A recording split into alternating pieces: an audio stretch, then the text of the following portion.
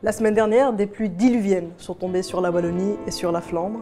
Elles ont provoqué des inondations d'une ampleur inédite qui ont causé la mort de plusieurs personnes et causé des dégâts considérables.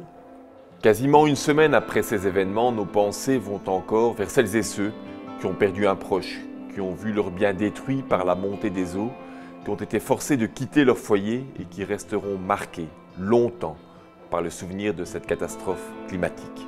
Et ce que nous voyons aussi, c'est que dans l'obscurité de ces jours, une part indéniable de lumière se révèle, celle de la solidarité et celle de l'entraide.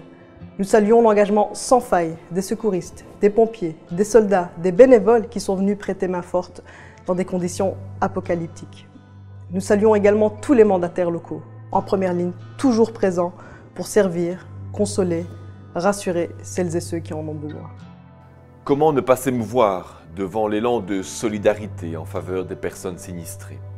L'entraide entre voisins, le soutien aux personnes isolées, fragilisées, le secours apporté parfois aussi aux animaux de compagnie. Tout cela montre la solidarité dont nous sommes capables face à l'adversité. Depuis, il a fallu nettoyer la boue, réparer, reconstruire ce qui a été détruit. Mais il faut également se poser les bonnes questions en se demandant ce qui nous a rendus si vulnérables face à ces pluies torrentielles. On sait bien qu'elles sont amenées à se répéter de plus en plus si nous n'accélérons pas notre combat contre le dérèglement climatique. Le rôle d'écolo n'est pas de constater, ni de s'apitoyer, mais de se mobiliser et d'amener des solutions pour mieux nous protéger à l'avenir. Nous continuerons à déployer ces solutions, avec nos bourgmestres, avec nos échevines, avec nos ministres, avec toutes celles et ceux qui veulent sceller un nouveau contrat social écologique. En ce 21 juillet, on vous adresse ce message qui peut sembler très solennel. Mais après 18 mois de Covid et ces inondations dramatiques, a-t-on besoin encore de prouver que l'union fait la force? A-t-on besoin encore de rappeler notre attachement à la Belgique et à ses habitantes et ses habitants? Oui, l'union fait la force.